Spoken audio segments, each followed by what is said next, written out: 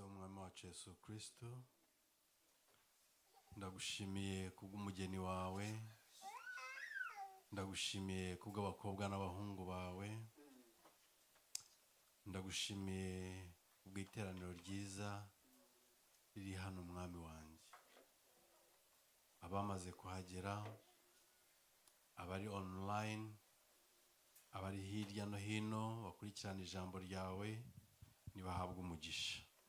Urakoze, turagushimye mere kubana natwe. Uyu mwanya tugiye kuganira n'ijambo ryawe n'ubwoko bwawe, ari jyewe rigira umumaro ubugingo bwanjye, kandi n'abaryumva ribagira umumaro. Urakoze, ni mu izina rya Kristo umucunguzi wacu.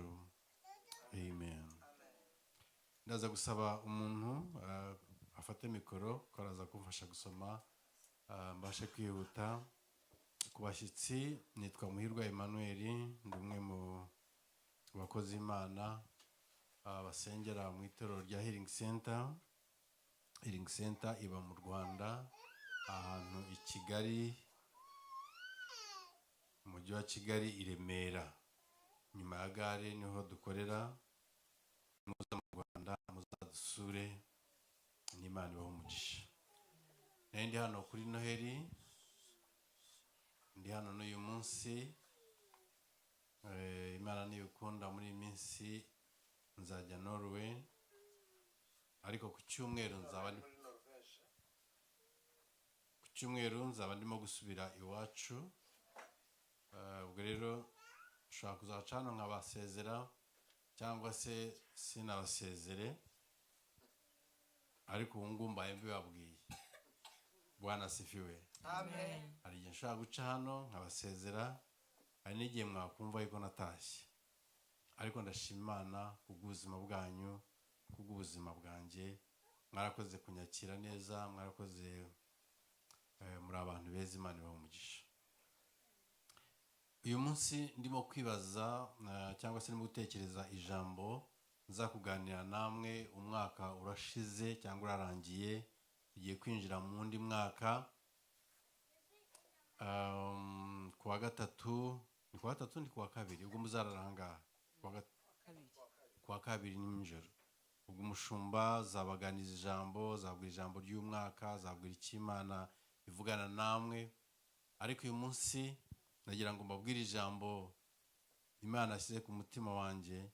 Ntabwo nenda kubabwira icyo Imana izabakorera umwaka utaha, ahubwo nenda kubabwira icyo muzakora umwaka utaha.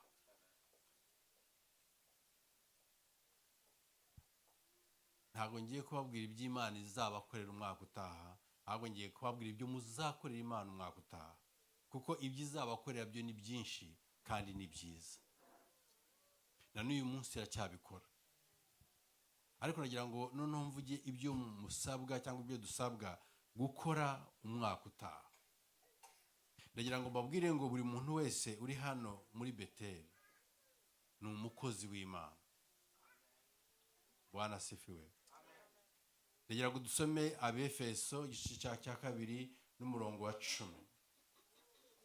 Umuntu wese wakijijwe, umuntu wese wamaze kwizera Yesu nk'umwami n'umukiza w'ubugingo bwe, nk'uko mushumba yarabivuze, ni umukozi w'Imana.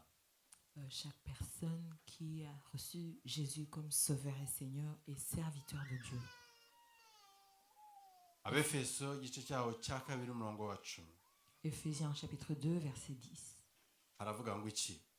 Aravuga ngo kuko turabo yaremye ituremeye imirimo myiza muri Kristo Yesu. Yego. Iyi Imana yiteguriye kera kugira ngo tuyigenderemo. Kuko turabo yaremye kandi ituremeye imirimo myiza.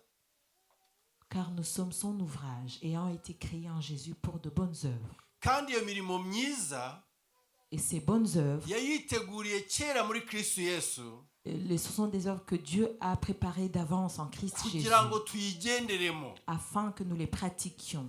ndagira ngo mbabwire ngo muri abantu bakomeye, Ceci pour vous dire que vous êtes des personnes importantes. muri abantu bazwi n'Imana, Dieu vous connaît muri abantu Imana itegerejeho gukora, et Dieu s'attend à ce que vous le serviez kuko muri abo Imana yaremye parce que vous êtes son ouvrage kandi baremeye imirimo myiza et il vous a créé pour de bonnes iyo œuvres yiteguriye muri Kristo Yesu que Dieu a préparées d'avance en Christ Jésus kugira ngo muyigenderemo. afin que nous les pratiquions. Ahari Peut-être abo bana nabo, ceux qui vivent avec toi, abo ukorana nabo, ceux qui travaillent avec toi, abo muvukana, tes frères et sœurs, hari igihe batabona yuko uri umuntu ukomeye. peut-être qu'ils ne vont pas voir cet aspect de Ariko ta ndagira vie, ngo mvugire ahangaha mais je voulais muri t'encourager iyi nzu y'Imana, dans la maison de Dieu muri Beteli, ou alors dans Bethel, dans ngo le uri temple umuntu Bethel. Imana yaremye Tu es l'ouvrage des mains ikuremeye de Dieu imirimo et myiza, il t'a créé pour de bonnes kandi iyo œuvres. mirimo Et ces œuvres iri muri Kristo Yesu. se trouvent en Christ Jésus. Ahari wavutse mu buryo ababyeyi batateganyije, Peut-être que tu es né d'une façon que les parents n'ont pas prévue. ahari aho uba ntabwo bakubona nk'umukozi w'Imana. Ou alors là où tu habites, tu n'es pas considéré comme serviteur de Ndagira ngo Dieu. ntangaze Mais je t'informe ngo hano ceci. turakwemera umukozi w'Imana. Tu es accepté comme un serviteur de Dieu. Aho uri hirya no hino, Partout où tu passes, abantu bakwemera batakwemera, les gens peuvent t'apprécier ou te mépriser. Imana irakwemera Mais Dieu t'a déjà kuko accepté uri uwaremwe n'Imana, parce que tu es l'ouvrage de ses mains. kandi ikuremeye imirimo Et myiza il t'a créé pour de bonnes œuvres, kugira ngo uyigenderemo. pour que tu les pratiques. Uri umuntu wemewe. Dieu t'a accepté. Reka mbabwire, Imana, Je vais vous dire que Imana Dieu, ikoresha abantu boroheje, il utilise les humbles, ikabakoresha ibikomeye. mais l'ouvrage devient important. Ndagira ngo mbabwire ngo iyi Imana Notre Dieu, idushyira hamwe, il nous met ensemble yarangiza ikaduha imirimo itandukanye et il nous donne différentes œuvres kugira ngo tubashe gukora umurimo wayo. pour que nous puissions le glorifier par les œuvres. Reka twe kujya kure cyane. On va pas aller loin. Nimurebe hano hantu ukuntu hasa neza. Regardez comment l'espace il est aménagé. Ahangaha ntabwo ari ivugabutumwa gusa ribikora, Ce n'est pas juste la prédication qui accomplit ces ahubwo choses, hari abantu Imana yaremye mais il y a des personnes que Dieu a créées yashyize muri uru rusengero et Dieu a mis dans cette assemblée, babasha gukora ibi byiza. et ces personnes peuvent aménager la salle comme elle est. Hari abantu Imana Il y yaremye a des personnes que Dieu a ibaremeye créées imirimo myiza. pour de bonnes œuvres. Mwahoze mubona abasore bari bari ahangaha, Vous avez vu les jeunes, les musiciens. ariko ubundi bari hehe? Bagiye kwicara inyuma. Oya, nk'ubu bajya kuba bavugijeho ibyuma mukumva, kuko ni abantu bakora imirimo Ils umushumba œuvrent. atabasha gukora. Ce sont des œuvres que le berger ne peut pas faire. Ndagira ngo rero mbabwire, Je voulais vous dire ndaza gukoresha ceci. ijambo rimwe Je vais utiliser une parole. uwitwa Rick Warren yakoresheje. C'est un certain Rick Warren qui a utilisé cette Yaravuze parole. ngo kugira ngo umuntu akorere Imana neza hari kumwe na mugenzi we, Il a dit pour qu'une personne puisse servir Dieu d'une façon efficace avec son prochain, nuko twemera imiterere yacu. c'est que nous puissions nous accepter mutuellement. Ugombye kwemera uwo ndi we, Tu dois m'accepter tel que je nanjye suis, nkakwemera, et moi aussi je dois t'accepter tel que tu es. kuko shapes zacu niryo jambo yakoresheje. Parce que la façon dont notre forme ou notre création, Cyangwa se uko duteye mu buryo bw'Imana, nous sommes tous créés à l'image de Dieu, ariko mu buryo butandukanye. mais chaque personne est différente. Iyo umaze gukizwa rero, Et quand tu es sauvé, hari maintenant, impano z'umwuka wera tu reçois les dons de l'esprit zisukwa kuri wowe, qui te sont donnés. ariko zikagusukaho Mais les dons te sont mu donnés miterere yawe itandukanye n'iyanjye. dans la personne que tu es et tu es différente de moi. Wowe uko uteye, La façon dont tu es wowe créé, uriwe la personne que tu es utandukanye nanjye, différente de moi. kandi kuba utandukanye nanjye Mais le fait que tu sois différent de comment je suis, ntacyo nkurusha, je n'ai rien de plus que toi. nawe ntacyo ndusha. Toi non plus, tu n'as rien de plus que moi. Okay, reka nsubire gutya noneho. Je vais le dire d'une autre façon. kuba dutandukanye Le fait que nous soyons tous différents, ntabwo nkuruta je ne suis pas plus grand que toi nawe ntabwo unduta et tu n'es pas plus grand que moi. non ahubwo plus. undusha imiterere myiza Mais tu as de bonnes choses en toi iyo Imana yateguriyemo imirimo myiza où Dieu a prévu des bonnes œuvres en nanjye toi. nkagira imiterere yanjye Et moi aussi, j'ai ma iyo façon Imana d'être. yashyizemo imirimo Et myiza j'ai des choses que Dieu a déposées en moi kugira ngo tuyigenderemo pour que nous twese puissions marcher dedans.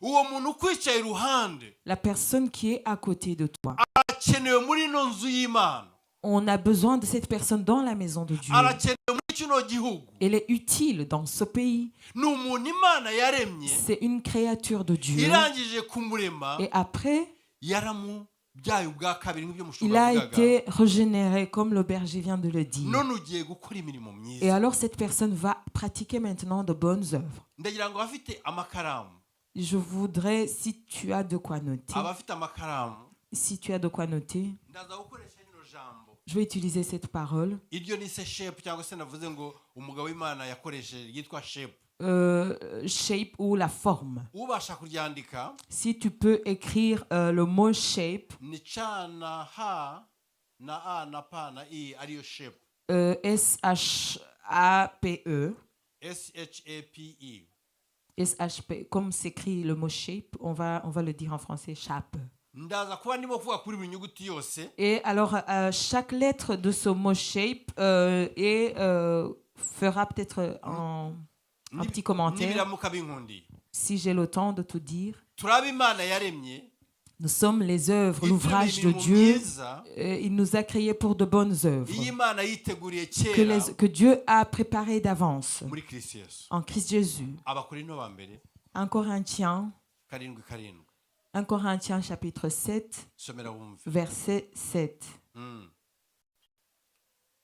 Ndavuga ngo kuko nashaka ko abantu bose bamera nkanjye. kuko ntashaka ko niko Kuko nashaka ko abantu bose bamera nkanjye, ariko umuntu wese afite impano ye buri muntu wese afite impano ye yahawe n'Imana. yahawe n'Imana Umwe ukwe uwundi ukwe. umwe ukwe uwundi ukwe 1 Corinthiens 7:7.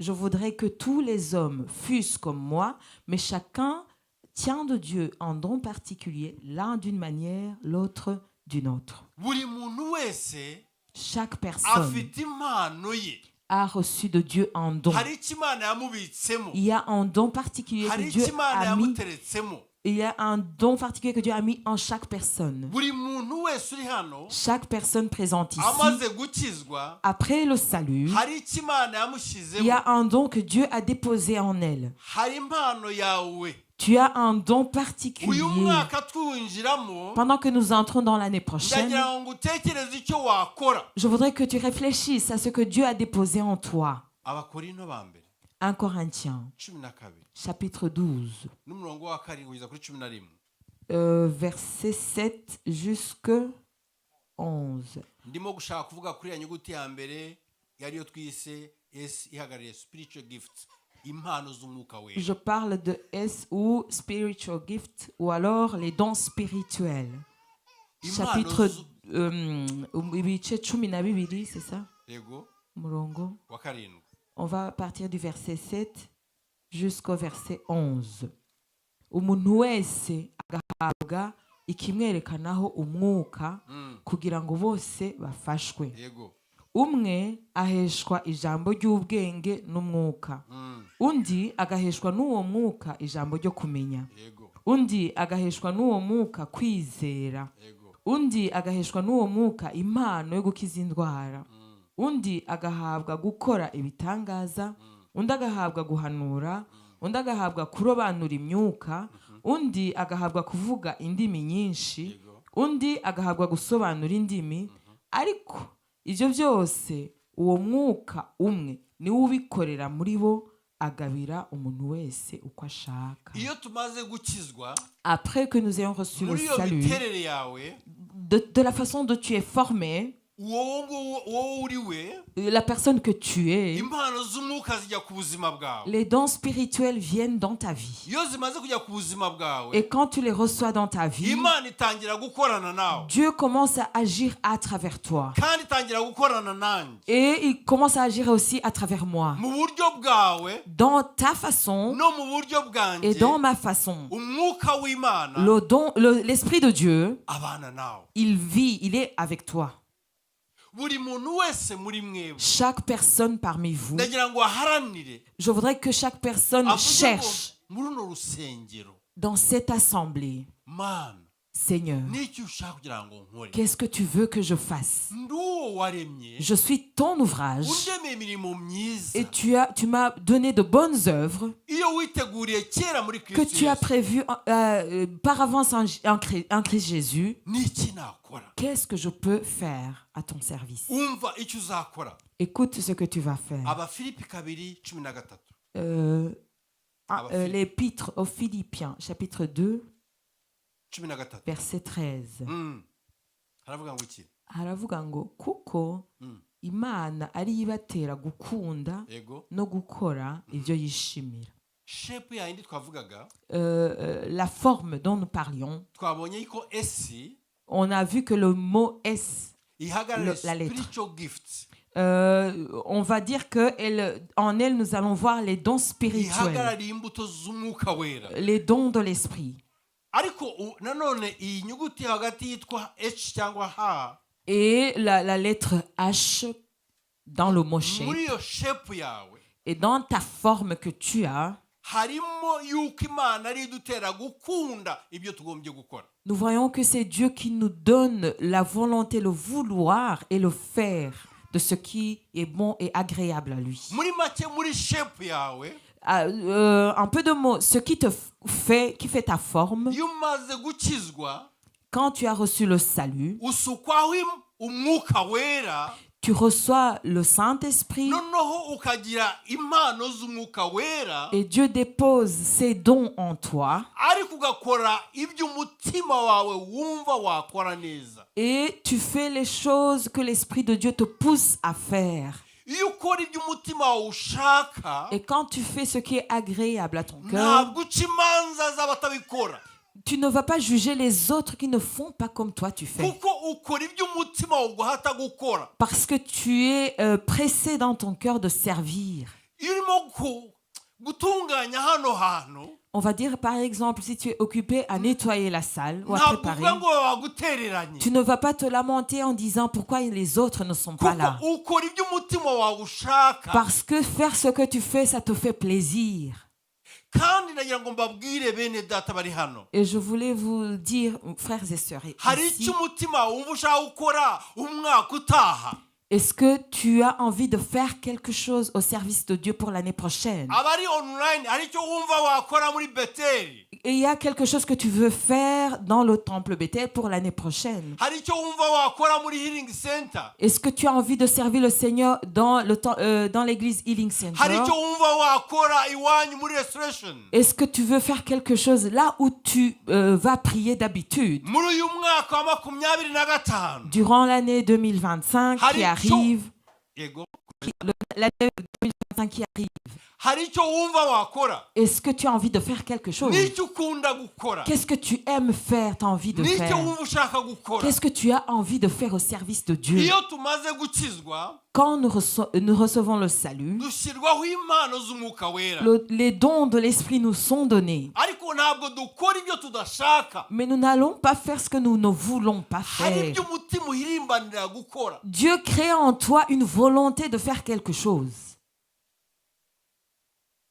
Sanga mushumba, Va voir ton supérieur, sanga umwungirije se, va voir quelqu'un qui a l'habitude. umubwire ngo ndumva nshaka gukora iki, Dis-lui, dans mon cœur, j'ai envie de faire ceci. ndumva nshaka kujya mu binginzi, J'ai envie de faire partie des intercesseurs. ndumva nshaka kujya mu bantu bategura n'urusengero, J'ai envie d'aider à la préparation, à ndumva l'aménagement de nshaka la kuba mu scène. bantu bashyigikira umurimo w'Imana mu ivugabutumwa. J'ai envie de soutenir l'évangélisation. Ndumva najya kuvuga ubutumwa. J'ai envie de participer à l'évangélisation. Umutima wanjye numva uhirimbanira gukora iki. Mon cœur me pousse à faire ceci. N'icyo umutima wumva ushaka gukora. Ton cœur, qu'est-ce qu'il veut faire maintenant dans la maison de Dieu? Ko tugukeneye mu nzu Parce que y'Imana. nous avons besoin de toi. Ko tugushaka mu nzu Nous y'Imana. avons besoin de ton œuvre, de ton service. Kuri umuntu Imana yaremye. Parce que tu es l'ouvrage de Dieu. Ikuremeye imirimo Et il t'a myiza. créé pour les bonnes œuvres. Wahagurutse ugakora. Tu peux te lever et servir Dieu. Mbwira mugenzi wawe. Tu peux le dire à ton Ngo prochain. n'icyo umutima ushaka gukora. Tu as envie de faire quoi? N'icyo umutima wumva ushaka gukora. Qu'est-ce que tu as envie de faire dans le royaume de N'icyo wumva Dieu? ushaka wakora. Qu'est-ce que tu as envie de faire dans le royaume de Urashaka Dieu? kujya muri worship team. Tu veux chanter à la chorale? Urashaka gutegura. Tu veux aménager la Urashaka salle? kujya muri protocol. Tu veux faire du protocole? Urashaka gutanga amafaranga kugira ngo hano hantu haguke. Tu veux peut-être contribuer financièrement? Hari ikintu ushaka gukora. Est-ce que tu as envie de faire quelque chose Uyu mwaka cette année qui umutima arrive? urashaka gukora iki? Qu'est-ce qui te donne envie dans ton cœur? Abantu benshi Beaucoup de gens, bategereje kumva icyo Imana ibavugaho 2025. beaucoup de gens s'attendent à recevoir des promesses de la part de Dieu pour l'année qui arrive. Ariko wowe urawuvugaho iki? Mais qu'est-ce que toi tu prévois de faire pour cette année Ni qui ibiki arrive? wateguye gukora? Quels sont tes projets pour l'année Ni qui ibiki arrive? wumva ushaka gukora 2025? Qu'est-ce que tu as envie de faire pour l'année qui arrive? N'icyo ushaka gukora mu nzu y'Imana? Qu'est-ce que tu as envie de faire au sein de l'Assemblée? N'icyo urimo kuririra gukora? Qu'est-ce qui te presse dans ton cœur? Mbere y'uko uvuga ngo Imana iramvugaho iki, Avant que tu dises Dieu va me donner des promesses, wowe urayivugaho iki? toi, qu'est-ce que tu dis par rapport à son royaume? Mbere y'uko Imana ikuvugaho, wowe urayivugaho iki mu nzu yayo? Avant que tu reçoives des promesses de Dieu qui sont déjà là, Turi qu'est-ce que toi tu Imana attends? yaremye, Nous sommes l'ouvrage de Dieu ituremeye imirimo myiza, pour de bonnes œuvres iyo Imana yiteguriye kera que Dieu a créées à l'avance muri Kristo en Yesu Christ Jésus kugira ngo tuyigenderemo. pour que nous les pratiquions. 2025 umushumba, Imana iramvugaho iki? 2025, qu'est-ce que Dieu dit de moi? Nanjye mbaza Pose-moi la question aussi. ngo muhirwa, Toi, Muhirwa, wowe urabivugaho iki? toi, l'année qui arrive, tu en penses quoi?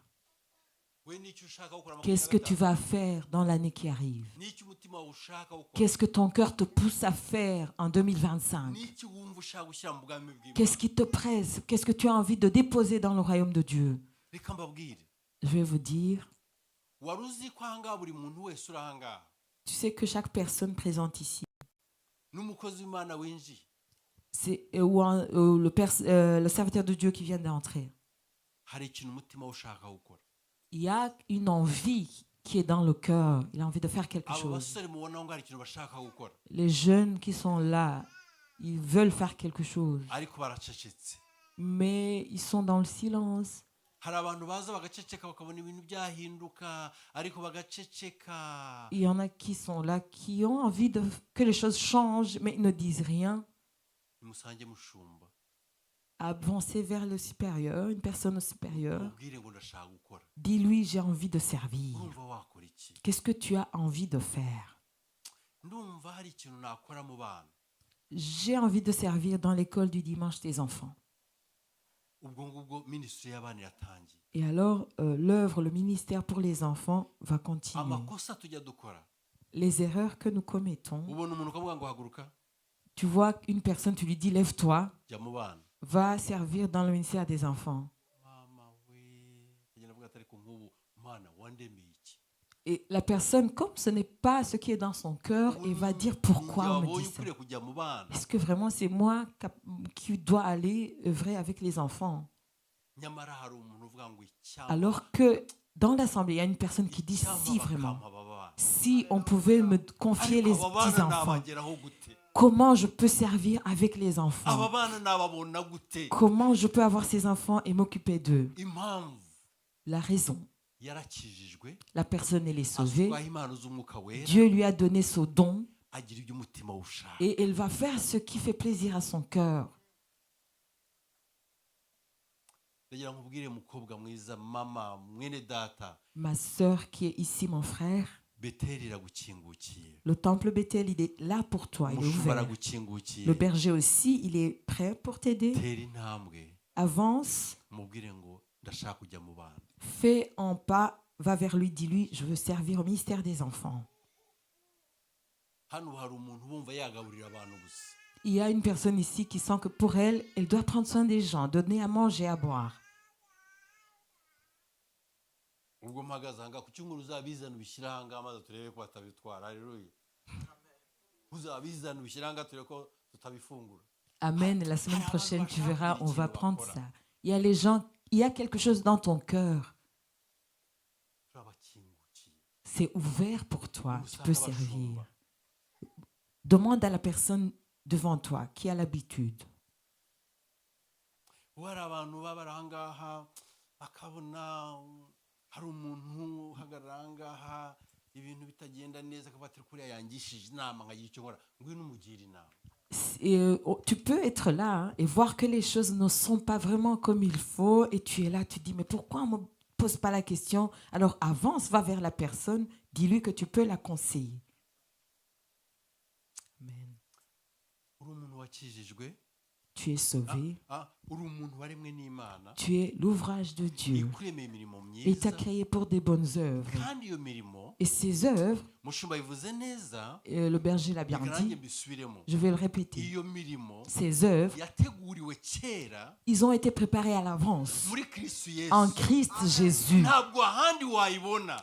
Ce n'est pas ailleurs que dans le royaume de Dieu. Urabanza ugakizwa, C'est après le salut. umwuka wera akaba kuri wowe, Et le Saint-Esprit vient en iyo mirimo toi ukayisanga muri uwo mwami, et les œuvres se trouvent en lui. ukayigenderamo. Et tu marches, tu pratiques ces œuvres. N'icyo umutima wawe ushaka gukora. Qu'est-ce que ton cœur te pousse à faire? Urumva wajya mu rubyiruko, hano mufite urubyiruko, urumva wajya mu rubyiruko, Est-ce que tu as envie de servir parmi les jeunes? urumva hari icyo wakora mu rubyiruko. Qu'est-ce que tu peux faire avec les jeunes? Sanga umushumba, Approche-toi du sanga ushinzwe berger urubyiruko. ou alors le responsable des jeunes. Urumva hari akantu wakora buri cyumweru hano, Ou alors chaque dimanche, tu as envie de participer en faisant quelque chose. injira muri protoko. Entre dans le service Wenda protocole. uravuga uti jyewe muri protoko buriya baramutse bakoze nk'akantu uwinjiye bakakamuhereza karibu muri Beteli. Tu as des idées, pour améliorer le service protocole, des mots gentils à partager aux gens. Ngwino ubikore. Mais viens le faire. Ndagira ngo mbabwire, Je voulais vous dire, Bishop Karasira David le bishop Karasira David, wenyine hano tout seul, akora mudakora, s'il est à l'œuvre et que vous n'êtes pas là pour l'aider, uyu murimo ntaho wagera. vous ne pouvez pas avancer. Imana ihamagara umuntu, Dieu appelle une personne yarangiza igahamagara n'abantu, et après il appelle les autres pour soutenir l'œuvre. ikamuha iyerekwa, Il lui donne une vision yarangiza igahamagara abantu, et après Dieu amène des gens ikabaha impano. et il donne les dons qui vont participer. Kugira ngo iyerekwa rizagera rigomba kugera, Pour que la vision aboutisse, nuko impano zigombye kuboneka. elle a besoin des dons spirituels. Iyo umuhamagaro uhari, Quand l'appel est là, nta mpano zihari, alors qu'il n'y a pas de dons, umuhamagaro ntabwo ugera aho ugera. l'appel ne peut pas avancer. Muri hano Vous êtes présents ici. kugira ngo mushyireho amapini ku muhamagaro, kugira ngo umuhamagaro wihute. Vous êtes là pour avancer l'œuvre. Ayaya, ayaya. Hallelujah! Alléluia. Muri abantu Imana yaremye, Vous êtes l'ouvrage de Dieu ibaremeye imirimo myiza, et vous a créé pour des bonnes œuvres Imana que yiteguriye Dieu a préparées à l'avance muri Kristo en Yesu, Christ Jésus kugira ngo muyigenderemo. afin que vous les pratiquiez. Impano y'umwuka wera Les dons de l'esprit iri ku buzima bwawe, sont en toi. ariko ntabwo ari ibyo gusa, Mais il n'y a pas que ça. hari icyo umutima ushaka. Il y a aussi la motivation du cœur ou la volonté, l'envie. Kora icyo ngicyo. Fais ce que ton cœur te donne envie. Iyo umuntu akora icyo umutima wumva uharanira, Quand une personne fait ce qu'elle a envie de faire, ntabwo ajya ajya impaka. elle n'est pas fatiguée. Nabazaga mushumba no minsi Prince yari atarimo ari ku rusengero. prince yari yagiye gutegura ku cyatsi mbese ntago ahatwa ntago mubyiga ntago n'ibintu biri muri by'umutima ushaka. Je demandais au pasteur où est Prince à chaque fois, il me disait il est à l'église, il est parti, à chaque fois il était parti. Donc il ne le fait pas par obligation, il le fait par plaisir. Bishop wanyemerera ukaza hano kuri keyboard ugacuranga nkaririmba kuko turashoboye turi bihanganye ngwino kuri keyboard. Si vraiment nous sommes aussi importants, est-ce que toi tu peux venir, Bishop, pour jouer au piano et moi je vais chanter? Ngwino nawe ucurange nawe umushumba noneho turebe. Si toi aussi tu es pasteur, viens. C'est impossible, on ne peut pas tout faire. Les jeunes, ils font ce qui fait plaisir à leur cœur, on les applaudit, on les encourage parce qu'ils sont amis de Dieu et ils font ce qui leur donne plaisir. Ou alors les techniciens qui sont là derrière, est-ce qu'on peut les encourager et acclamer le Seigneur pour eux parce qu'ils font ce qu'ils veulent faire? Nous avons besoin, nous sommes complémentaires les uns des autres. Mais le problème, c'est de faire sans que tu aies le don de l'esprit qui est en toi. Et tu fais les choses que tu ne veux pas faire. Et alors tu n'es pas à ta place et vous vous faites du mal avec les autres. Nous sommes l'ouvrage de Dieu et il nous a créés pour des bonnes œuvres que Dieu a préparées à l'avance en Christ Jésus pour que nous les pratiquions.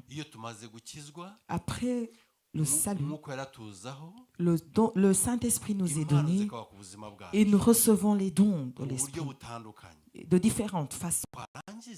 Et après cela, nous agissons parce que Dieu crée en nous le vouloir et le faire. Et les choses comme ça, qu'il pleuve, qu'il y ait le soleil, dans le froid, que tu aies mangé, que tu aies faim, qu'on a médit sur toi, ou alors que tu sois bien, qu'on te dise merci, ou pas, tu sers parce que ton cœur te pousse à le faire. Alléluia. Amen. Amen. Alors, quand après qu'on fait ce que nous voulons vraiment faire,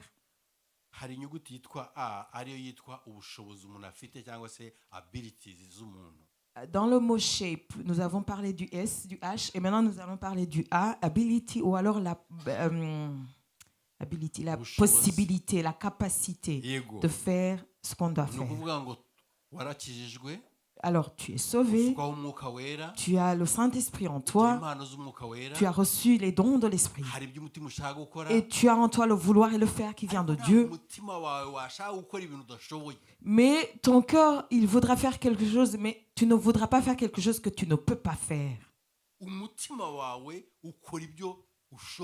Ton cœur va toujours te pousser à faire une chose que tu es capable de faire. Et nous avons des capacités de façon différente. Ça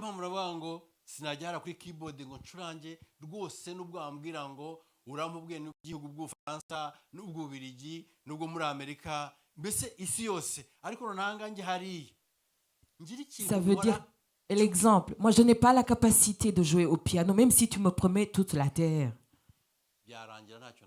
Après, je n'aurai rien parce que je ne suis pas capable de jouer au piano.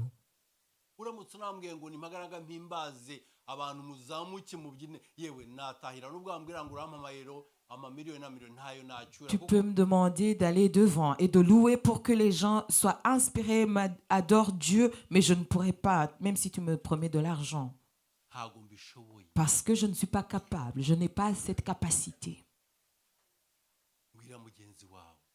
Tu peux dire à ton prochain, il y a des choses que tu peux faire que je ne peux pas faire.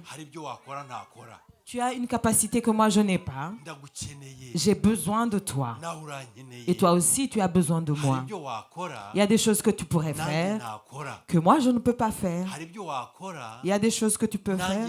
Moi je ne peux pas faire. ndagukeneye J'ai besoin de toi. nawe urankeneye Et toi aussi, tu as besoin hari de ibyo moi. wakora Il y a des choses que tu peux faire. Moi je ne peux pas faire. ndagukeneye J'ai besoin de nawe toi. urankeneye Et toi aussi, tu as besoin de moi. uri umuntu udasanzwe Tu es une personne importante aux yeux de Dieu. kuko ubushobozi bwawe Parce que ta capacité, butandukanye n'ubwanjye elle est différente de la mienne.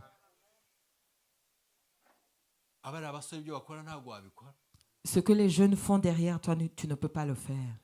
hano hari abantu bize amategeko Il y a les gens qui ont appris le droit ici. batumira itorero rihagarara neza muri kino gihugu Ils vont nous aider à être bien installés, établis dans ce pays. muri mwebwe wagira ikibazo ugasanga umukristo aramufashije ko arashoboye agakorera imana Et tu as un problème, mais un chrétien, ton frère, parce qu'il connaît le droit, il va t'aider ndagira dans ngo la vie. mbabwire ngo ibintu mwize mu mashuri Je voulais vous dire que les choses que vous avez apprises à l'école, ntabwo ari ibyo kubatunga n'abagore banyu n'abana banyu n'ababyeyi banyu ni ibyo gukora mu nzu y'imana ce birakenewe n'est pas juste pour vos enfants, vos familles, c'est aussi dans l'assemblée de Dieu.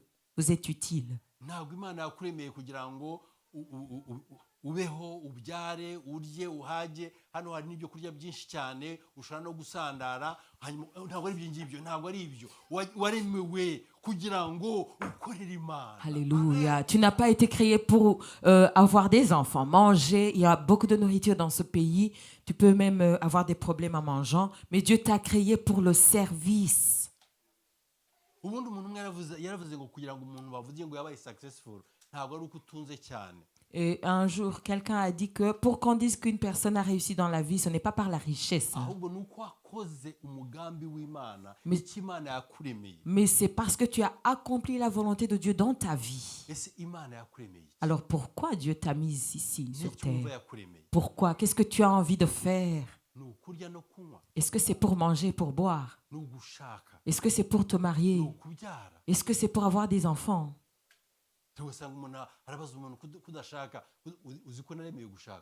Et les gens demandent aux autres, pourquoi tu ne te maries pas? Est-ce que tu penses que j'ai été créé pour me marier? Est-ce que parmi tout ce que Dieu veut que je fasse sur cette terre, il n'y a que le mariage? Je suis l'ouvrage de Dieu. Et il m'a créé pour de bonnes œuvres que Dieu a préparées à l'avance en Christ Jésus pour que je marche dans ses œuvres. Alléluia. Nous sommes l'ouvrage de Dieu. Maintenant, arrêtez de mettre la pression sur les gens.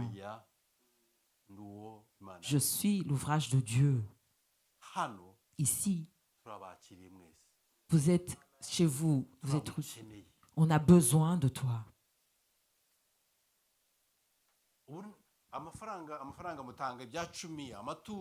ibyo bintu byose nibyo bitako tekereza nk'ahantu hantu kuntu hasa n'ukuri mwagombye gutanga byinshi noneho umuntu akazajya akarangaha yaratinda uniba naratinze mugakanda akabuto nkamanuka mugahera ko amateraniro yasoza mugakora utuntu twiza naba natinze mugakanda pu nkamanuka ibintu bikaba class hangaha. Haleluya, amen. Umuntu ari ahangaha ahagaze musoza saa 8 mukanya bona mwana akagubye kuba namanutse. Urumva ibyo byose ni ibintu mubasha gukora kandi mukaba rwose ku rwego rwiza. Vous êtes capable de servir, encore servir, aller de l'avant, avancer, progresser. Est-ce que vous saviez, tel que les temps avancent, on ne fait pas reculer le temps. On avance avec le temps. Il y a les études, les pasteurs qui ont étudié ou alors qui n'ont pas fait beaucoup d'études, qui en ont fait des études, ou ceux qui n'ont pas étudié, mais tout le monde avance. Mais nous devons faire ce qu'il faut. Qu'est-ce que tu as envie de faire?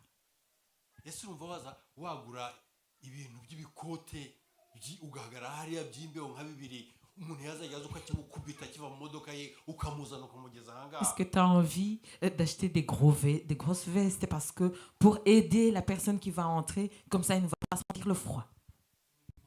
Il y a beaucoup d'œuvres, ce qui te donne envie, ce qui passe dans ta tête. n'icyo wumva wakora mu buzima Qu'est-ce que tu as envie de faire? ngiye gusoza kandi Je vais finir.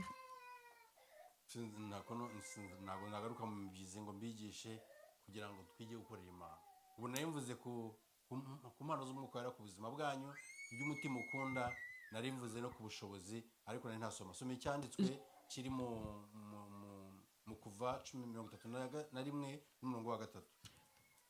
Exode 31 verset 3 kuva ibice 31 n'umurongo wa gatatu. umurongo wa gatatu. Mwuzuza umwuka w'Imana ngo agire ubwenge bwo guhimba n'ubwo gutora Yego. n'ubuhanga n'ubukorikori bwose. Komeze. Yego. Byo guhimba imirimo y'ubuhanga no gucura izahabu n'ifeza n'imiringa no gukeba amabuye yo gukwikirwa no kubaza no kugira ubukorikori bwose. Nanjye dore mushiranyeho Oholiyabu mwene Ahisamaki wo mu muryango wa Dani. Komeze. Kugira ngo mbabwire ngo umuntu wese wumva yagira ikintu akora Je voulais vous dire, si chaque personne qui a envie de faire quelque chose, imana izaguha abantu kugira ngo mukorane uwo murimo Dieu te donnera des personnes pour te soutenir.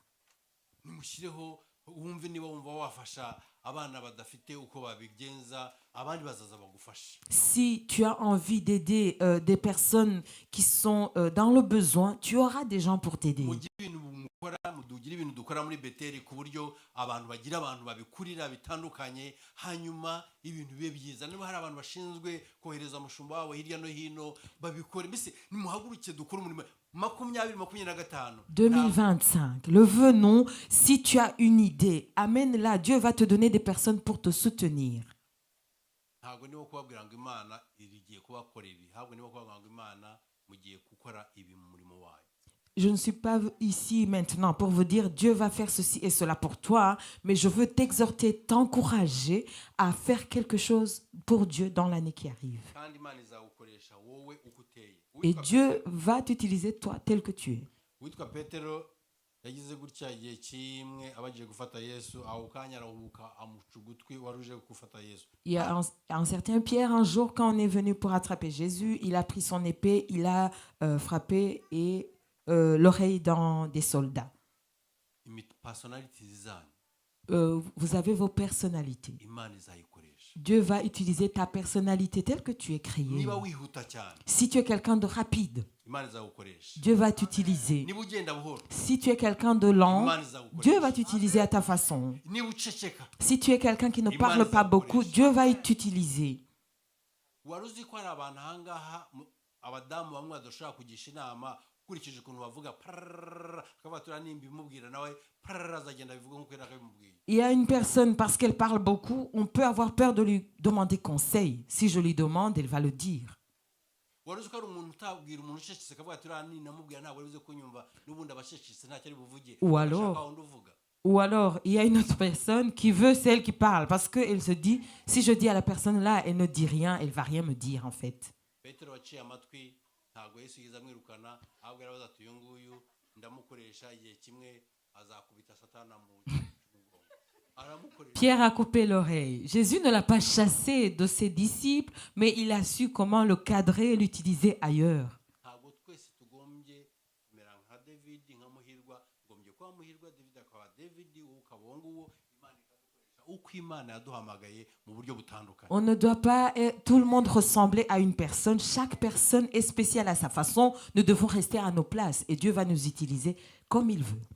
Twahawe umwuka wera Nous avons reçu le hari Saint-Esprit ibyo umutima ushaka gukora et Dieu met en nous le vouloir et le hari faire. ubushobozi twahawe Et nous recevons la capacité qui vient de Dieu bitewe n'amashuri twize selon les études ubushobozi karemano ou alors la capacité innée hari n'imiterere yacu. et nous avons notre façon d'être.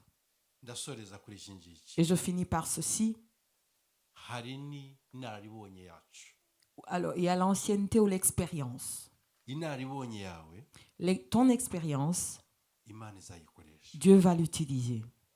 Inararibonye mu bintu byiza, L'expérience que tu as dans de bonnes choses, inararibonye mu mibabaro. ou alors l'expérience dans les épreuves et les souffrances. Hano hari abantu Il y a des personnes ici. ndagira ngo mbabwire ngo imana ntabwo igihomba. Dieu ne perd jamais rien. Imibabaro waciyemo Les souffrances par lesquelles tu es passé, imana irashaka kuyikoresha. Dieu va utiliser cette expérience dans ta vie. Inararibonye ufite mu murimo w'imana L'expérience que tu as dans le service, imana irashaka kuyikoresha. Dieu va utiliser ton expérience. Ntabwo igihomba, Dieu ne perd jamais rien. ntabwo igihomba. Dieu ne perd jamais rien. Abandika kugira ngo nsoze murandika Abakorinto ba kabiri 2 Corinthiens 23 kugeza kuri 27. 2 Corinthiens chapitre 11 versets 34 et 37. Abakorinto ba kabiri 2 Corinthiens 12:7 12 verset 7. muraza gusanga Vous allez lire et vous allez voir imana Dieu ikorera agit mu buzima bwacu bwo kubabara cyangwa kunezerwa cyangwa mu bundi buntu bundi. dans notre vie, que ce soit de souffrance ou de joie. Dieu agit à travers l'expérience que nous avons. Mbese ni irihe naribonye ufite umurimo w'Imana? Alors, tu as quelle expérience dans ta vie, dans le service?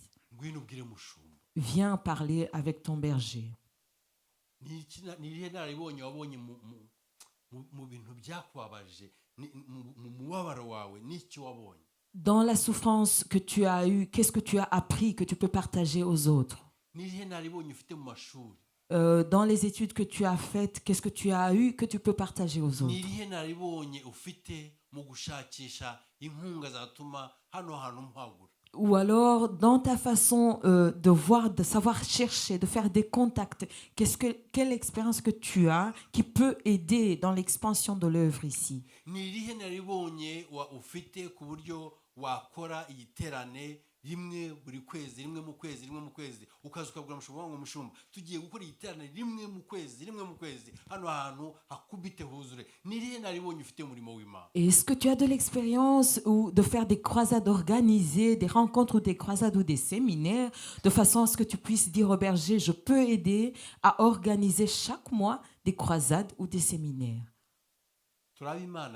Nous sommes l'ouvrage de Dieu.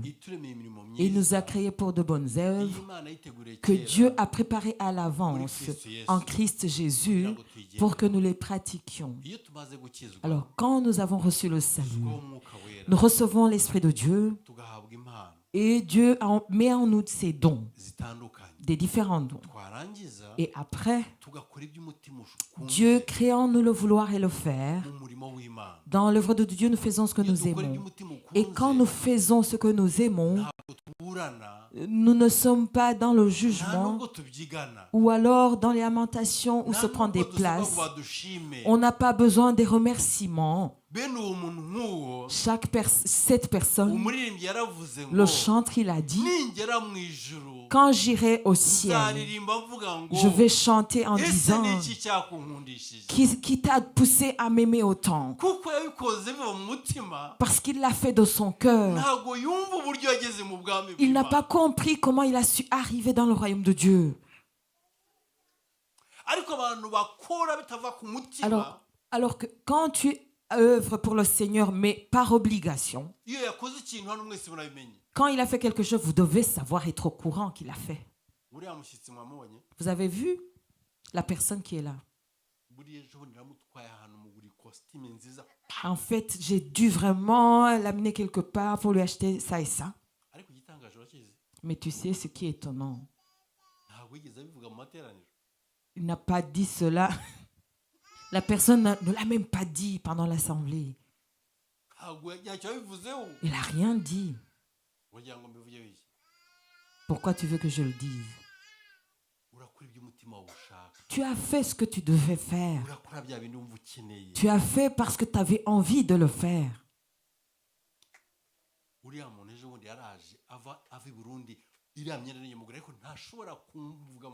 J'ai aidé la personne qui était au Burundi et là, je lui ai acheté des... Mais ne le dis pas. Là, tu n'es pas en train de servir, en fait. Quitte ce service. Fais ce que tu as envie de faire. iby'umutima wawe. Fais ce qui te donne envie. Icya gatatu, Troisième chose, kora ibiri mu bushobozi bwawe. fais ce dont tu es capable de faire. Hano turashaka kwagura, ni bande batanga amafaranga munyandike igihumbi cy'amayero, warangiza ukatoroka mu rucaca ukajya ahandi. On va... Munyandike igihumbi cy'amayero, giye mu kinyandikiro. Je vais contribuer, je vais donner 1000 euros alors que tu n'en es pas capable. Kora ibyo ushoboye. Après, tu vas fuir. Fais ce que Imana tu peux izakora faire. ibisigaye. Dieu va agir, c'est lui qui est capable.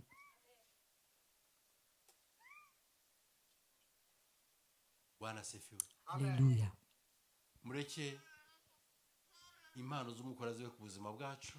Nous avons les dons de l'esprit en nous. Dukore iby'umutima ushaka. Faisons ce qui fait envie dans nos Dukore mu cœurs bushobozi. et dans notre capacité. Dukore turabo turibo. Et restons qui nous sommes. Dukoreshe inararibonye ryacu. Et alors utilisons ce que nous savons au service des autres. Mu mashuri, Dans les études, mu mibabaro yacu twanyuzemo. ou alors l'expérience par les souffrances. Imana izabikora. Dans tout ce que nous sommes par lesquels nous sommes passés, Dieu va utiliser cela. Mureke duhige. Et alors, faisons un engagement 2025. 2025. Muhagurukire gukora umurimo w'Imana. Levez-vous pour servir le Seigneur. Muhagurukire gukora umurimo w'Imana. Levez-vous pour servir le Seigneur. Hari abantu batumiye. Il y a les gens qui ont invité les gens. Nahoze mbumva. J'ai entendu que les gens ont invité. Udashoboye kubwiriza, Peut-être que tu ne peux pas prêcher, ariko wananirwa no gutumira. mais tu peux inviter. Ngwino urebe. Viens voir. Mureke abantu b'Imana bakore. Laisse le peuple de Dieu être à son service. Reka mbahe tayito. Reka buri wese muhe tayito ahangaha. Je vais donner à chaque personne un titre. Umuntu azajya kubaza ngo usengera hehe. On va te poser la question, peut-être tu pries où? Uzajya uhamubwira. Dis-lui. Narangiza avuze ngo ukora iki. Et s'il te dit, tu fais quoi dans le service? Mubwire ngo ndi minister mu nzu y'Imana. Dis-lui, je suis ministre dans la maison de Dieu. Ariko utababeshya uri minister koko. Mais vraiment que ça soit vrai. Urakoropa, Tu nettoies, utanga amafaranga yo gukora ibintu ou runaka. alors tu contribues Utanga amafaranga yo financièrement, gushyigikira umurimo w'Imana. tu contribues dans les finances. Urasa neza. Umurimo urasa neza. Et l'œuvre de Dieu est beau, Uri minister. belle. Tu es ministre. Gukorera Imana Quand tu sers le Seigneur, ntabwo ari ukuvuga. ce n'est pas juste parler. Gukorera Imana Servir Dieu, ni umutima uramya Imana. c'est un cœur qui adore. Wari uzi ko hari abantu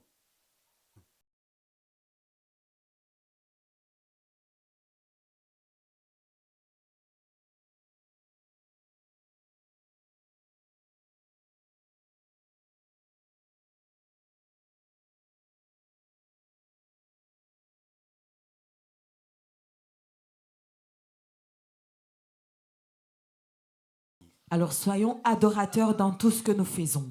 Alléluia. abaramyi Un adorateur, ni abakorera Imana. c'est quelqu'un qui sert le Seigneur. Abubaha Imana. C'est quelqu'un qui est dans la crainte de l'Éternel.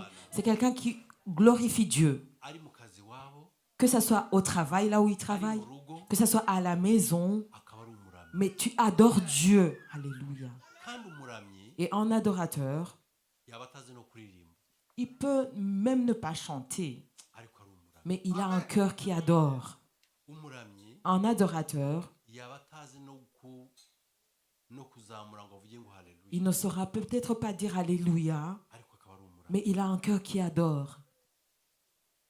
Umuramyi Un adorateur, ni umutima c'est un cœur ukunda inzu y'Imana. qui aime la maison de Ni Dieu. umutima C'est un cœur ukunda abantu b'Imana. qui aime le peuple de Ni Dieu. umutima C'est un cœur utinya Imana. qui craint Dieu. Mureke tuba abaramyi. Alors soyons de vrais adorateurs. Abaririmbi mureke tuba abaramyi. Que les chantres soient de vrais adorateurs. Ntabwo abaririmbyi bose ari abaramyi, Ce ne sont pas tous les chanteurs qui sont adorateurs, ariko ndagira ngo tuba abaramyi.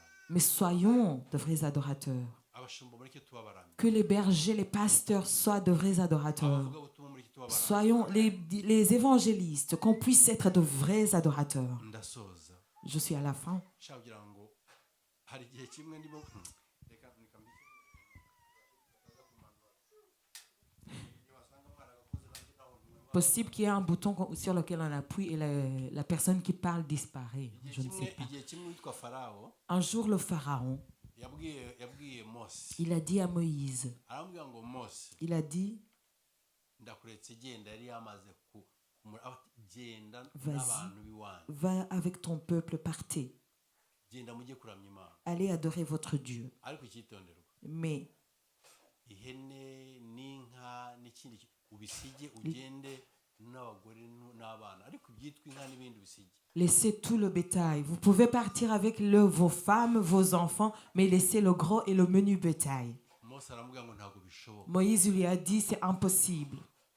nirese nzagenda ntanga ibitambo bihe niba ntajyanye n'ubutunzi Si je n'amène pas mon bétail, ma richesse, comment je vais donner des sacrifices à mon Dieu?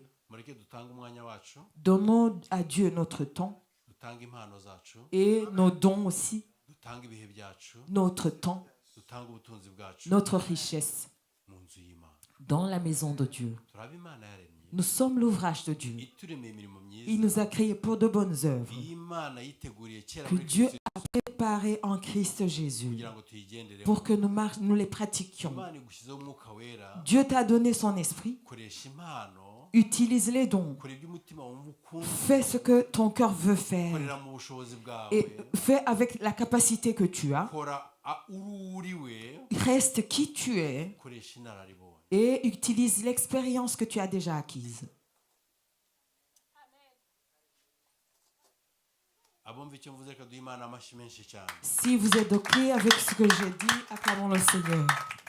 ndagira ngo Je voudrais mbasabe vous demander. nababwiye ntabwo ndibabwire ngo 2025 imana irimo kuvuga ibi ngibi navuze ngo uyu munsi ndagira ngo mbashyiremo ikintu kivuga ngo namwe muravuga ibi ngibi Je n'ai pas voulu parler des promesses que Dieu a établies envers nous, mais je voudrais que nous fassions des promesses. niki muvuga Qu'est-ce que nous promettons 2025 pour 2025? urusengero muravugaho iki Qu'est-ce que tu parles sur cette assemblée ou l'œuvre de Dieu dans laquelle iyi tu es? minisitiri murabivugaho Le iki ministère dans lequel nous sommes. niki muyivugaho Qu'est-ce que tu promets ou qu'est-ce que tu prévois pour l'année qui arrive?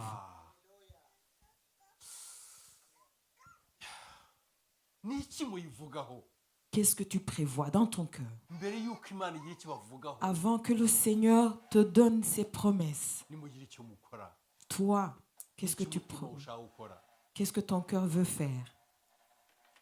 zana amafaranga basunike kano kantu Contribue financièrement, comme ça on peut agrandir l'espace. mureke naje kumenya amakuru ejo bundi ahangaha ahangaha umurimo wa mbere bafite ibyuma mwarakoze imana ibahumurize Que Dieu vous bénisse. J'ai compris que cette église possède de beaux instruments.